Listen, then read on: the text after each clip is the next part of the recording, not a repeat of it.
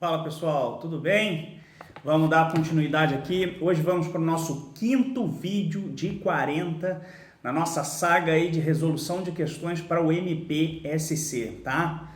Vamos embora, sem demora. Aproveita aí, se você não é inscrito no canal, se inscreve de uma vez, deixa seu like e se no final você gostar desse vídeo, compartilha com os amigos. Vamos lá. Questão 91, CESP 2020, MP, do Ceará, promotor de justiça. No âmbito do direito do consumidor, a igualdade de condições entre consumidores no momento da contratação, especificamente, é garantida pelo princípio da letra A, boa-fé objetiva, letra B, equivalência negocial, letra C, vulnerabilidade do consumidor, letra D, função social do contrato e letra E, hipossuficiência do consumidor. E aí, pessoal, letra A, B, C, D ou E? Letra B, pessoal, equivalência negocial, tá lá no artigo 6º, inciso 2, tá? Vamos seguir. Só fazendo um adendo, ela diz respeito ao tratamento isonômico para todos os consumidores, por isso equivalência negocial, tá? Vamos lá. Questão 92, CESP 2020, Ministério Público do Ceará, promotor de justiça. De acordo com o CDC, a publicidade enganosa caracteriza-se por induzir potencialmente a erro o consumidor. Certo ou errado, pessoal? Tá certo. A publicidade enganosa caracteriza-se por induzir potencialmente a erro o consumidor, ou seja, é enganosa aquela publicidade, não só que induz a erro, como traz uma informação inteira ou parcialmente falsa, tá? Essa é a diferença com a abusiva. Vamos seguir. Questão 93, CESP 2020, Ministério Público do Ceará, promotor de justiça. De acordo com o CDC, a publicidade enganosa caracteriza-se por ferir valores sociais básicos. Certo ou errado, pessoal? Errado. Aqui é a abusiva, tá? A abusiva é que geralmente ela traz atos discriminatórios, ela traz... Quando ela fere valores maiores, assim, geralmente ela é abusiva. A enganosa, geralmente, ela induz a erro, tá? Quando ela discrimina, quando ela incita a violência, ela é abusiva. Então fica mais fácil de gravar. E aí o que os concursos fazem? Eles colocam para confundir o que é enganosa na abusiva e o que é abusiva na enganosa. Então quando você faz essa diferenciação, fica mais fácil. Grave aí, indução a erro, enganosa. Discriminação, violência e todas as coisas mais graves, abusiva. Vamos seguir. Questão 94, CESP 2020, Ministério Público do Ceará, promotor de justiça. De acordo com o CDC, a publicidade enganosa caracteriza-se por ser antiética e ferir a vulnerabilidade do consumidor. Certo ou errado, pessoal? Mais uma vez, errado. Essa aqui é a abusiva, como eu falei para vocês. Enganosa, indução a erro. Abusiva, um leque de opções maléficas, digamos assim. Discriminação, incitação à violência, induzir a erro o julgamento das crianças, uma série de coisas assim mais graves. Aí vocês gravem que é abusiva. Indução a erro, enganosa, tá? Vamos lá. Questão 95, CESP 2019, TJ Pará, juiz de direito. Manuel adquiriu um produto esportivo por meio do comércio eletrônico, de fornecedor especializado em artigos esportivos. Dentro do prazo estipulado pelo fornecedor, o produto foi entregue a Manuel. 2 dias após o recebimento do produto, Manuel contatou o fornecedor por meio de aplicativo de mensagens de celular para desfazer o negócio. Tendo como referência essa situação hipotética, assinale a opção correta. De acordo com o CDC, a jurisprudência do STJ é a doutrina consumerista. Letra A. O direito de arrependimento é aplicável somente para vendas efetivadas por telefone ou a domicílio. Letra B.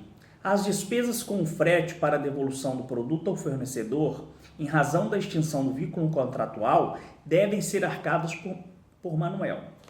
Letra C. Manuel tem direito potestativo de desistir do contrato, o que coloca o fornecedor em estado de sujeição. D. Manuel tem direito de arrependimento dentro do prazo de reflexão, desde que a desistência seja motivada.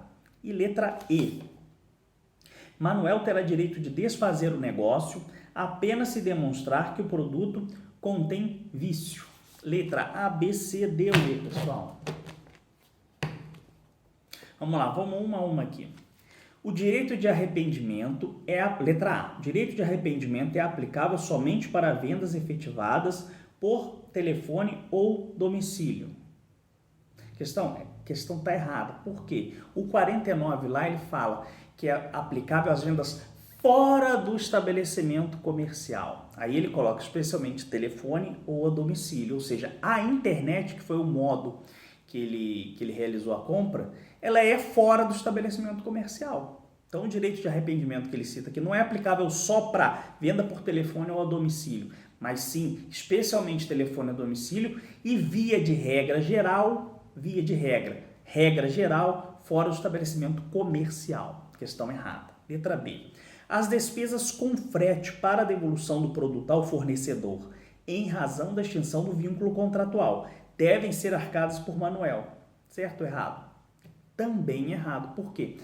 Quando há o desfazimento do negócio, volta-se ao status quo ante. E aí o fornecedor ele assume o risco dessa venda. Então o frete é por conta dele e não do consumidor.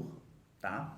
Letra C. Manuel tem direito potestativo de desistir do contrato, o que coloca o fornecedor em estado de sujeição. Correto.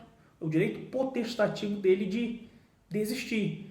O fornecedor não tem outra alternativa a não ser aceitar essa desistência, porque é o que prevê a lei. Dentro do prazo, o fornecedor tem que obedecer a isso, certo? E a letra D fala, Manuel tem direito de arrependimento dentro do prazo de reflexão. Beleza, vírgula. Desde que a desistência seja motivada. Não, a desistência pode ser imotivada. Eu quero desistir e acabou. Eu não preciso dar minhas razões ou meus motivos. Isso é uma faculdade minha, ou seja, é um direito potestativo meu, mas ele não precisa ser motivado. Eu quero desistir e ponto. Tá? Então essa também está errada. E letra E. Manuel terá direito de desfazer o negócio apenas se demonstrar que o produto contém vício. Não, ele não precisa demonstrar nada. Ele simplesmente está com vício, está sem vício, ele é imotivado, ele quis desistir. Dentro do prazo de reflexão, ele pode desistir com ou sem vício. Tá? Vamos para a próxima. Questão 96, CESP, 2019, TJ Pará, Juiz de Direito. No que se refere à publicidade de bens e serviços de consumo, teaser consiste na... Aqui ele já está querendo algumas modalidades, então ele quer teaser. O que é teaser? Vamos lá. Letra A. Publicidade socialmente aceita, mesmo que contenha expressões exageradas. Letra B. Técnica publicitária que tem por objetivo inserir produtos e serviços nos meios de comunicação, sem que haja declaração ostensiva de marca. Letra C. Publicidade que implica a utilização de aspecto discriminatório de qualquer natureza. Letra D. Publicidade que induz o consumidor a erro, quanto a informações relevantes sobre produto ou serviço. Letra E. Mensagem que visa criar expectativa ou curiosidade no público acerca de determinado produto ou serviço. Vamos lá, vamos fazer uma a uma aqui. Essa questão é muito interessante e alguns concursos têm cobrado porque é um conhecimento mais aprofundado de formas de publicidade e tem muitos estrangeirismos aqui. Ó, letra A. Então, qual foi a pergunta? No que recebe a publicidade de bens e serviços de consumo. Teaser consiste na, ou seja, ele quer saber o que é teaser. Se o pessoal que vê cinema aí, que vê bastante filme, acompanha a série, já deve ter matado essa, mas vamos lá. Letra A. Publicidade socialmente aceita, mesmo que contenha expressões exageradas. Isso não é teaser, isso é o que a gente chama de spoofing. Vamos supor aí que eu estivesse vendendo essa resolução de questões, aí eu ia falar para vocês, o meu curso de resoluções de questões é o melhor do mundo. Isso é spoofing, expressões exageradas. e ela realmente é socialmente aceita. Então essa está errada, não é a definição de teaser. Letra B, técnica publicitária que tem por objetivo inserir produtos e serviços nos meios de comunicação sem que haja declaração ostensiva da marca. Isso não é teaser, pessoal, isso é merchandising. Como vocês veem no filme lá, vem o galã ou a mocinha do filme, pega uma determinada latinha de refrigerante e toma com a marca aparecendo. Ou algumas novelas que pegam cosméticos e colocam para as atrizes, para os atores usar. Isso é merchandising, tá? Letra C. Publicidade que implica a utilização de aspecto discriminatório de qualquer natureza. É óbvio que essa não é, né, pessoal? Isso é publicidade discriminatória, isso é propaganda abusiva, publicidade abusiva, tá? Letra D. Publicidade que induz o consumidor a erro quanto informações relevantes sobre produto ou serviço. Vejam como as questões repetem. A gente fez, essas são todas da CESP. A gente fez anterior exatamente pedindo as definições de abusiva e enganosa. E normalmente aqui ele vem em pé de novo. Ou seja, ele diz que é publicidade que induz a erro. Isso aqui é o quê? Publicidade que induz a erro. Como eu ensinei para vocês. É enganosa. A outra ele pediu discriminatória. É o quê? Abusiva. Vê como as questões dos concursos da CESP se repetem, né? Então, tranquila. Letra E, que foi a que sobrou. Mensagem que visa criar expectativa ou curiosidade no público acerca de determinado produto ou serviço. É exatamente essa. O verbo to tease, que deu origem a essa expressão teaser, ele significa provocar. E no caso o cinema, as séries, os filmes, eles usam muito isso para provocar, atiçar a curiosidade do público. Lembrem aí, por exemplo, existem milhares de exemplos, eu vou dar um exemplo específico aqui que a maioria das pessoas que está assistindo vai concordar. Aquele filme dos Vingadores Ultimato, todo mundo ficou doido para ver aquilo. O filme ia ser lançado, salvo o melhor juízo, em abril. Só que aí ele veio em outubro, ou eu não sei se foi outubro ou novembro, ele lançou um videozinho lá de 5, 10 segundos. Não mostrava só um negocinho, um pedacinho de nada. Aquilo foi um teaser, porque atiçou curiosidade. Aí quando veio dezembro, janeiro, aí ele lançou o trailer lá com 2, 3 minutos. Então isso atiça a curiosidade, provoca a curiosidade no público. Eu chamo de teaser. Isso geralmente precede o anúncio de um produto, o anúncio de serviço, mas a indústria cinematográfica explora muito isso, tá? Vamos lá. 97, questão 97. CESP, TJ Pará, juiz de direito. Acerca de bancos de dados e cadastros de consumidores, assinale a opção correta. De acordo com a jurisprudência do STJ. Letra A. O registro do nome do consumidor em bancos de dados deve ser precedido de comunicação escrita, na qual deve ser atestado o recebimento da notificação. Letra B. A notificação que antecede a inscrição do nome do consumidor nos bancos de dados deve ser promovida pelo fornecedor, que solicita o registro no órgão mantenedor do cadastro de proteção ao crédito. Letra C. A inscrição do nome do devedor pode ser mantida no serviço de proteção ao crédito até o prazo máximo estabelecido em lei, ainda que anteriormente ocorra a prescrição da execução. Letra D. O Banco do Brasil, na condição de gestor do cadastro de emitente de cheque sem fundos, ele é responsável por notificar previamente o devedor acerca da sua inscrição nesse cadastro. Letra E. Efetuado o pagamento do débito pelo devedor, cabe ao órgão mantenedor do cadastro de proteção ao crédito a exclusão do registro da dívida no cadastro de inadimplentes. E aí? A, B, C, D ou E? Vamos lá, fazer uma a uma de novo com vocês. Letra A. O registro do nome do consumidor em bancos de dados deve ser procedido de comunicação escrita, na qual deve ser atestado o recebimento da notificação. Tá errada, pessoal. Essa notificação ela é dispensável, tá? Já é o entendimento lá do STJ. Súmula 404, tá? Vamos para a letra B. A notificação que antecede a inscrição do nome do consumidor nos bancos de dados deve ser promovida pelo fornecedor, que solicita o registro no órgão mantenedor do cadastro de proteção ao crédito. Certo ou errado? Errado, pessoal. Cabe ao órgão mantenedor do cadastro de crédito fazer isso, tá? Vamos lá para a próxima. Letra C. A inscrição do nome do devedor pode ser mantida no serviço de proteção ao crédito até o prazo estabelecido em lei, ainda que anteriormente ocorra a prescrição da execução. Corretíssima, tá? Súmula 323 do STJ. Vamos para a próxima. Letra D. O Banco do Brasil, na condição de gestor do cadastro de emitente de cheque sem fundos, é responsável por notificar previamente o devedor acerca da sua inscrição nesse cadastro. Não tem responsabilidade do Banco do Brasil nesse caso, tá, pessoal? Súmula 572 do STJ fala claramente isso. E letra E. Efetuado o pagamento do débito pelo devedor, cabe ao órgão mantenedor do cadastro de proteção ao crédito a exclusão do registro de dívida do cadastro de inadimplentes. Tá errado isso também, porque não cabe a ele, cabe ao credor promover essa exclusão, tá? Vamos seguir. Questão 98, CESP 2019, TJ Pará, Juiz de Direito. No que diz respeito a aspectos processuais civis previstos no CDC, assinale a opção correta. Ao consumidor incumbe, letra A, ao consumidor incumbe o ônus da prova da veracidade e correção de informação ou comunicação publicitária. Letra B.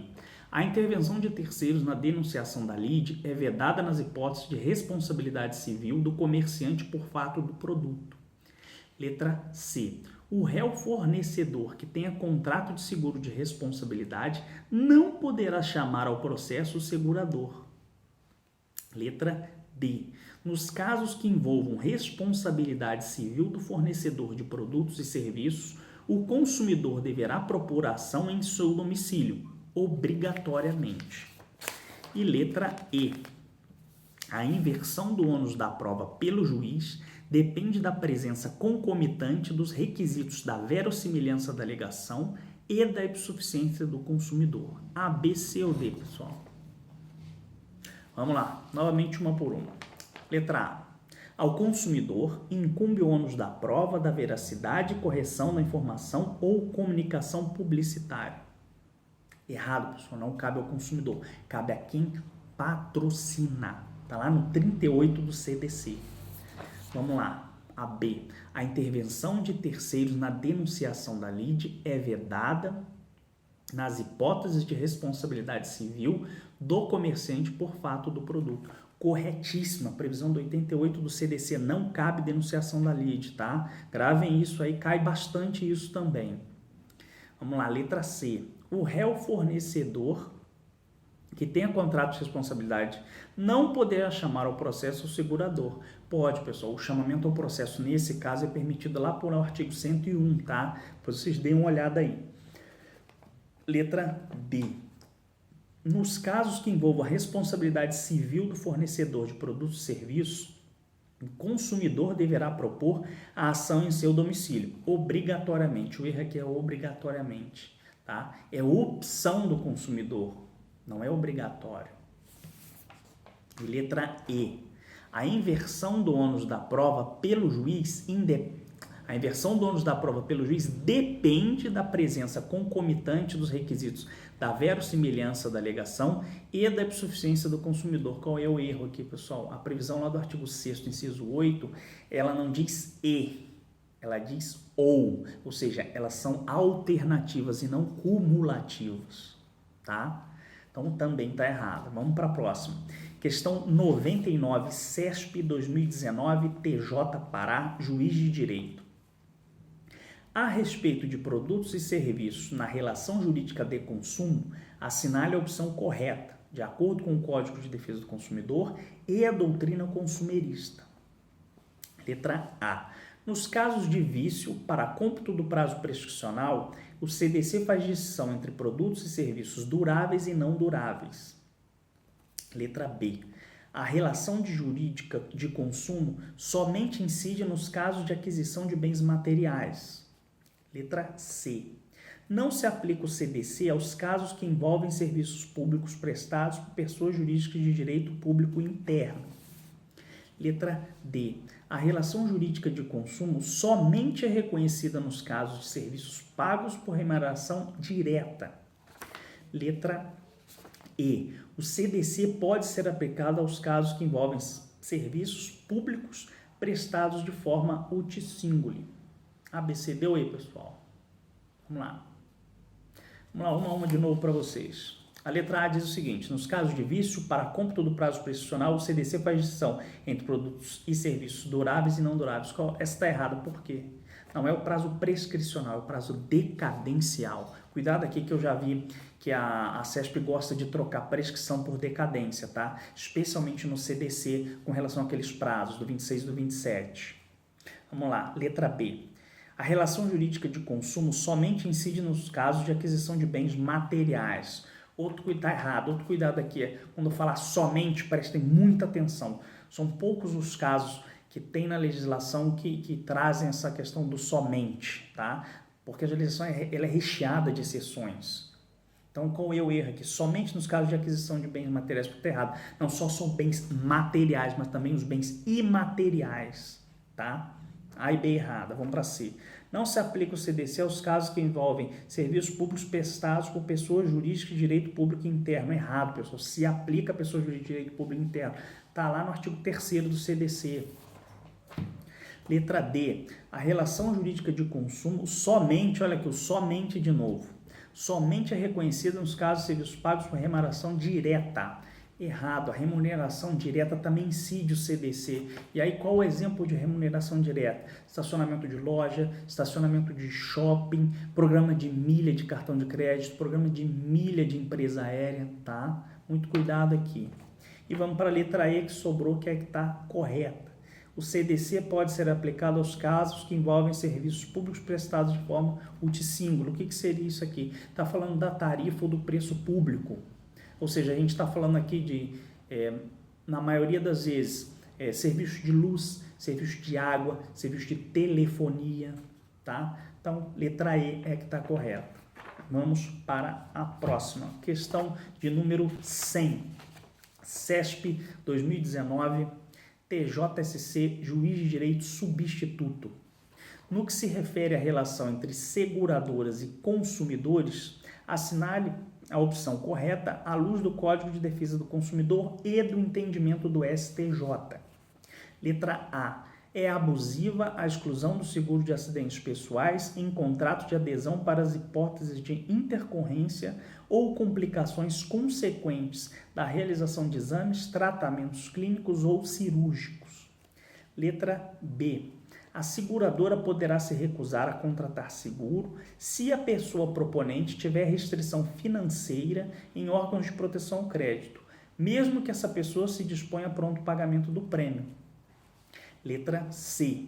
Inexiste relação de consumo entre pessoa jurídica e seguradora em contrato de seguro, que vise a proteção do patrimônio dessa pessoa jurídica, em razão de tal contrato configurar consumo intermediário. Letra D. O contrato de seguro de vida pode vedar a cobertura de sinistro decorrente de acidente de ato praticado pelo segurado em estado de embriaguez, mesmo quando ocorrido após os 2 primeiros anos do contrato. E letra E. As normas protetivas do Código de Defesa do Consumidor aplicam seus contratos de seguro facultativo e, subsidiariamente, o seguro obrigatório DPVAT. E aí, A, B, C, D ou E? Vamos lá, pessoal, novamente. Fazer uma aqui para vocês. Letra A. É abusiva a exclusão do seguro de acidentes pessoais em contrato de adesão para as hipóteses de intercorrências ou complicações consequentes da realização de exames, tratamentos clínicos ou cirúrgicos. Corretíssima, tá? Corretíssima essa aqui, entendimento do STJ. Letra B. A seguradora poderá se recusar a contratar seguro se a pessoa proponente tiver restrição financeira em órgãos de proteção ao crédito. Beleza. Vírgula. Mesmo que essa pessoa se disponha a pronto pagamento do prêmio. Aqui está o erro. Se a pessoa se dispõe, se ela está com o nome sujo, realmente a empresa pode negar. Agora, se ela se dispõe a pronto pagamento do prêmio, ou seja, quer pagar à vista, a seguradora não pode recusar, tá? Essa contratação. Entendimento do STJ pacífico, tranquilo. Vamos lá para C. Inexiste relação de consumo entre pessoa jurídica e seguradora em contrato de seguro que vise a proteção do patrimônio dessa pessoa jurídica. Em razão de tal contrato configurar consumo intermediário. Existe, pessoal, nesse caso, cabe relação de consumo, tá? Isso já foi decidido lá pelo STJ, isso é pacífico na doutrina, porque ela não integra os produtos ou serviços oferecidos pela empresa, tá? Por isso caracteriza como relação de consumo. Vamos lá para D. O contrato de seguro de vida pode vedar a cobertura de sinistro decorrente de acidente de ato praticado pelo segurado em estado de embriaguez, mesmo quando ocorrido após os 2 primeiros anos do contrato. Está errado, pessoal. Está em sentido diametralmente oposto do que fala a súmula 620 lá do STJ. Vamos lá. E a letra E. As normas protetivas do Código de Defesa do Consumidor aplicam-se aos contratos de seguro facultativo. Beleza. E, vírgula, subsidiariamente ao seguro obrigatório DPVAT. Não, aqui está o erro. Não aplica o CDC quando a gente falar de DPVAT, tá? Essas questões têm despencado em concurso. Ela foi julgada pelo STJ lá em 2017. Está começando a cair nos concursos agora repetidamente, tá? Gravem isso aí também. Vamos lá. Questão 101, CESP 2019, TJSC, juiz substituto. Considerando o entendimento do STJ acerca da relação do consumidor com as operadoras de planos de saúde, assinale a opção correta. As operadoras de plano de saúde são obrigadas a custear medicamento importado, não nacionalizado, mesmo sem registro pela Anvisa, desde que fundamentadamente receitada pelo médico competente. Certo ou errado essa, pessoal? É a letra A. Está errado, pessoal. Por quê? O que não é registrado na Anvisa, a operadora de saúde ela não é obrigada. Isso foi firmado em sede de repetitivo. Agora, se tem registro na Anvisa, a operadora de plano de saúde é obrigada a custear. Tá? Vamos lá, letra B. Eu vou fazendo e a gente já vai corrigindo. Eu acho que o vídeo fica mais curto também. Letra B. O reajuste da mensalidade de plano de saúde individual ou familiar fundado na mudança de faixa etária do beneficiário é válido, sendo vedado ao Poder Judiciário analisar a sua adequação ou razoabilidade. Está errada. Exatamente essa última parte, sendo vedado ao Poder Judiciário analisar a sua adequação ou razoabilidade. Desconfie quando tiver alguma vedação ao Poder Judiciário, porque essa questão ela viola o princípio da inafastabilidade da tutela jurisdicional. Tá? Então, se é vedado ao Poder Judiciário, a pessoa não vai poder arguir nada. Por isso ela está errada. Viola o princípio da inafastabilidade da tutela jurisdicional. Vamos lá, letra C. Cirurgia reparadora de mamoplastia, ainda que seja decorrente do tratamento de obesidade mórbida, não poderá ser exigida do plano de saúde, se inexistir previsão contratual expressa para sua realização. Está errado, pessoal. Essas cirurgias de mamoplastias decorrentes de geralmente gastroplastia para os casos de obesidade mórbida, o STJ entende que ela não é estética. Então, desde que expressamente indicada pelo médico, as operadoras de plano de saúde são obrigadas a custear, tá? Vamos lá para a letra D.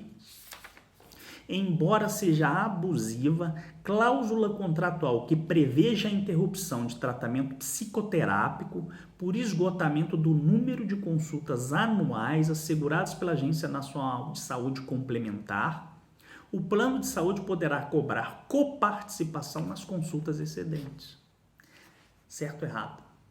Está corretíssimo, pessoal. Isso aqui foi julgado pelo STJ, exatamente isso aqui. Eles copiaram e colaram aqui, basicamente, o resumo do que o STJ decidiu. E a letra E. É válida a cláusula contratual excludente do custeio de medicamento prescrito e ministrado pelo médico em ambiente domiciliar, desde que escrita com destaque que permite a imediata e fácil compreensão do consumidor. Está errado, pessoal. O tratamento domiciliar, se coberto pelo plano aquela doença, ele é obrigatório, tá? Pouco importa se ele vai ser tratado lá no nosocômio ou de forma domiciliar. O STJ já pacificou isso aqui, então. Então, se houver essa cláusula, ela é abusiva, ela não é válida, tá? Vamos já para a próxima. Questão 102, CESP 2019, TJSC, juiz de direito. O Ministério Público possui legitimidade para pleitear, em demandas de saúde contra os entes federativos, tratamentos médicos, exceto quando se tratar de feitos que contenham beneficiários individualizados. Certo ou errado, pessoal? Errado. É mesmo que haja pessoas individualmente consideradas, o Ministério Público pode ajuizar, porque trata-se de direito individual indisponível. Isso já é pacífico no STJ, pacífico no STF, tá? Questão errada. 103. CESP 2019, TJSC, Juiz de Direito. A Defensoria Pública tem legitimidade para ajuizar ação civil pública em defesa de direitos individuais homogêneos de consumidores idosos, independentemente da comprovação de insuficiência econômica dos beneficiários. Corretíssimo.